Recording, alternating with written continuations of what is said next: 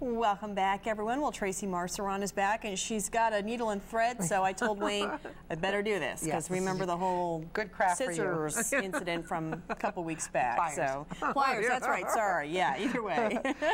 Well, this is a good project to do throughout the winter, but it's also a good project to do throughout the summer, where you might be out at the lake or something without electricity. So this is a good project to know how to do.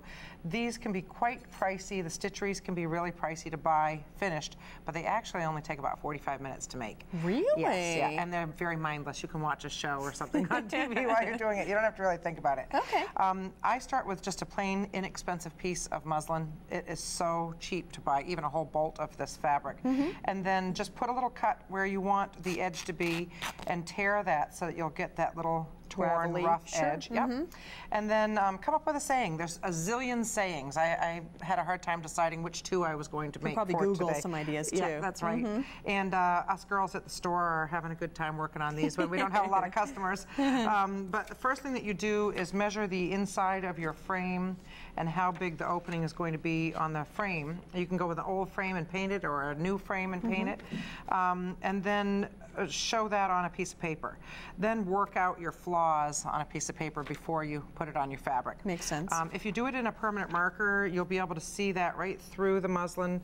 So you're just going to lay that down, take a pencil, trace over the words very lightly, but enough so that when you pull that fabric off, you can see a faint line to follow. Pattern. And then back stitch is just a simple stitch where you just come up through the fabric on the beginning of your line, go back down through, come back up ahead of that on the line, and then just keep following. Go back through the hole that you came up through on the last stitch. That's the back stitch. Yeah, it's so simple.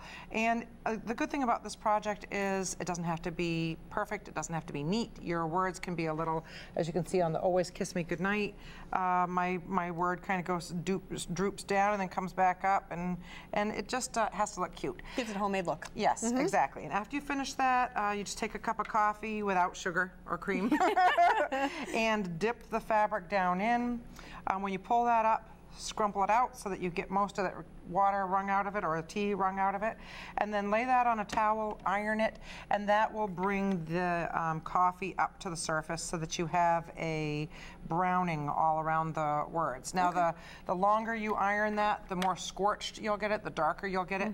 Then you just pop it into the frame. It actually becomes very nice and flat. Any wrinkles that you have will come right out of the fabric with the ironing, and you don't wait for it to dry. You do that while it's wet from the coffee. Oh, interesting. So the mistake a lot of people do is let that dry. Yeah. The wrinkles will stay right in it. Oh, so just iron that right out. It darkens it as well as flattens it, and you can do little decorative details like this. You can add buttons. I added a little tin star on the look on the bright side one.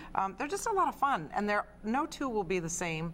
Sweet little gift to give to somebody if you have a gift that you need to give. Wonderful. And this craft project will be on your website Yes, afternoon? by tomorrow. Okay, by tomorrow. Okay, excellent. And you can this, find a link there from our website as well. That's right. A nice project to do. If anybody has any questions, they can call me, though, also. And this weekend, we have Bangor Community Theater putting on the show Jury Room. Great. So check that out. All right. Thanks, Tracy.